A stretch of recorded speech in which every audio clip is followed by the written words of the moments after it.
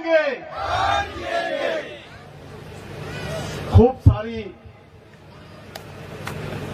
जग्या cricket मैदान पर અને નવેરા ગામમાં જનજાગૃતિનો કાર્યક્રમ, આદિવાસી સમાજનો કાર્યક્રમ કરવા બદલ જોરદાર તાળી થઈ જાય.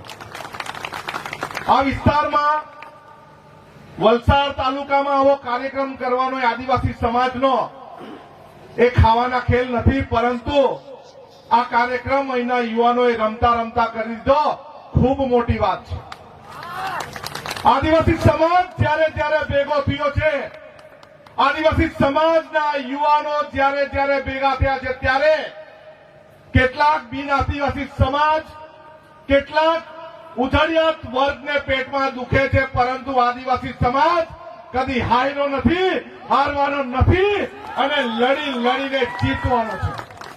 કલ્પેશભાઈ કીધું તેમ, પ્રભુભાઈ કીધું તેમ, આદિવાસી સમાજ 5000 વર્ષથી વધારે વર્ષોથી સંઘર્ષ કરે છે. પરંતુ જ્યારે બાબા સાહેબ આંબેડકરે સૂત્ર આપ્યું, શિક્ષિત બનો, સંગઠિત બનો અને સંઘર્ષ કરો, ત્યારથી આદિવાસી સમાજના યુવાનોમાં, બહેનોમાં એક તાકાત, જોમ અને જુસ્સો આવ્યો છે. અને એ તાકાત, જોમ અને જુસ્સો આજે નવેરામાં દેખાય છે. નવેરાના યુવાનોમાં આજુબાજુ કર્યો છે અને લોહી પણ વહેવડાયું છે, પરંતુ ઘરે બેસવા વાળા આદિવાસી સમાજના યુવાન આનંદ પટેલ નથી. આપણે પથ્થરમાંથી પાણી કાઢ્યું છે, આપણા વડીલોએ કણી કંસેરીમાંથી ડાંગર ઉગાડ્યું છે, આપણી માતાઓ ને બહેનોએ દૂધ કાઢ્યું છે, પશુપાલનનો વ્યવસાય કર્યો છે અને શહેરના લોકોને ચા પીવડાવતા આપણે કર્યા છે.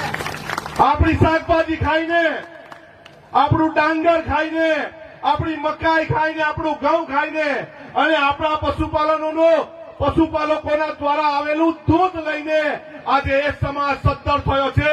પરંતુ એ સમાજે વિચારવું પડશે કે અત્યારે કઈ કાવા દાવા કરીને, કોઈને કોઈ રેલવેનો પ્રોજેક્ટ નાખીને, ગુડ્સ ટ્રેનનો પ્રોજેક્ટ નાખીને, પાણીના મોટા ડેમો બનાવીને, જંગલનું લાકડું ચોરીને, આપણું ખનીજ ચોરીને એ લોકો પગભર થતા છે. પરંતુ હવે નહીં, હવે અમે 1 ઇંચ જમીન, 1 ફૂટ લાકડું કે અમારું કોઈ ખનીજ તમને આપવાના નથી. મોટા મહેલો કોણ બનાવે? આદિવાસી સમાજ.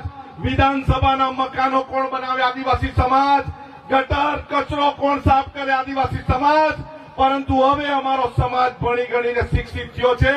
શિક્ષક બનવાનો આગળ થઈને, પોલીસ બનવાનો આગળ જઈને, મામલતદાર બનવાનો, કલેક્ટર બનવાનો અને સમાજના હરેક સંઘર્ષમાં આપણે સૌ સાથે થવાનું. કોઈ પાવર પ્રોજેક્ટ આવે, કોઈ ઇન્ડસ્ટ્રી આવે એટલે એમની નજર આપણી જમીન પર આવી જાય. પરંતુ મારા યુવાનોને હાકલ કરવી છે, આપણે આ મેદાન આપવાના છે,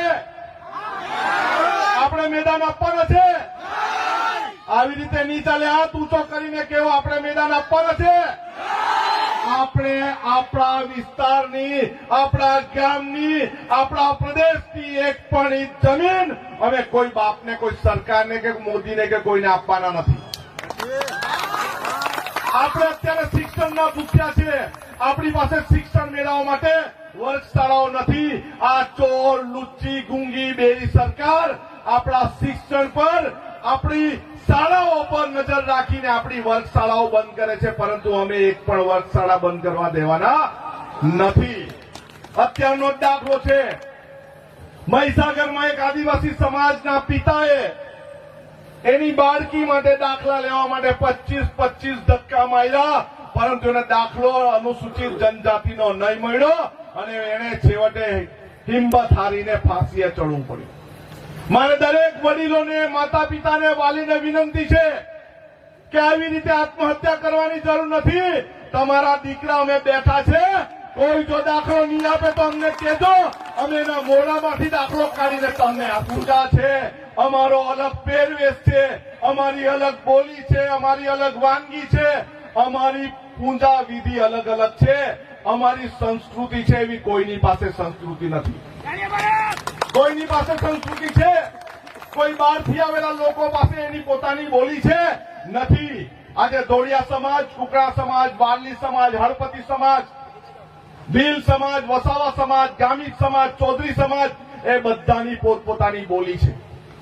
કોઈ બીજા પાસે પોતાના વાજિંત્ર છે નથી. આપણી પાસે આપણી વાનગીઓ પણ છે, પરંતુ હવે ભૂલાઈ જવાની તૈયારીમાં છે. આપણે એને પકડીને ચાલવું પડશે.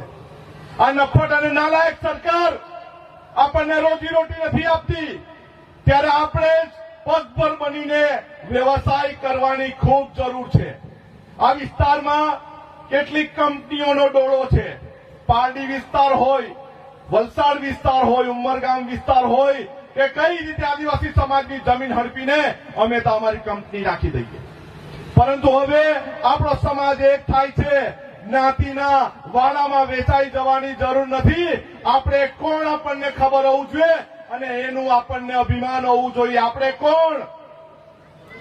આપણે કોણ? આપણે કોણ? આપણે કોણ? આપણને આપણી જાતિનું, આદિવાસી સમાજનું અભિમાન હોવું જોઈએ.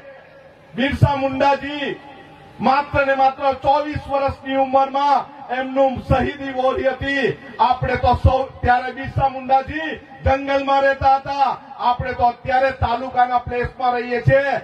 જ્યારે ત્યારે આપણે વલસાડને ઘેરી લેવું હોય તો વલસાડને ઘેરી લઈએ કે નહીં?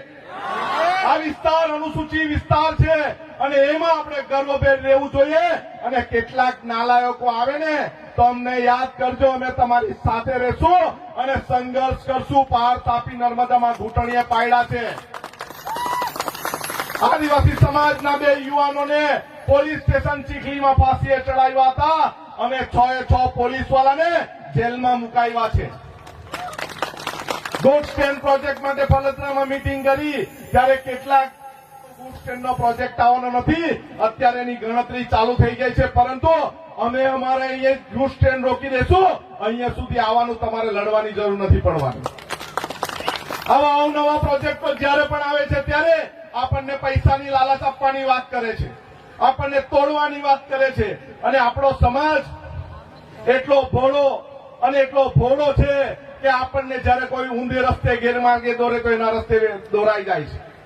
અને અમારા જેવા નેતા જયારે આગેવાનો આવે છે ત્યારે એમ કે આ ફલાણી પાર્ટીના છે. પણ હું તમને આજે જાહેર મંચ પરથી કહેવા માંગુ છું, જે સમયે મારો પાર્ટી મારા સમાજનું હિત કરશે તે દિવસે મારી પાર્ટીને બાય બાય ટાટા કરી દેશું. એટલે કોઈ ક્યાંક તેને કહેજો આનંદ પટેલ આદિવાસી સમાજમાં જન્મ્યો છે, આદિવાસી સમાજનું હિત કરશે, આદિવાસી સમાજના માટે સંઘર્ષ કરશે, જળ જંગલ જમીન બચાવવા માટે સંઘર્ષ કરશે. અને એ સંઘર્ષની સાથે સાથે આદિવાસી સમાજને ઉત્થાન તરફ લઈ જઈશું. અને સૌની સાથે મારે એક વિનંતી કરવી છે, આપણે સમાજને સૌને જય આદિવાસી, જય આદિવાસી, લડો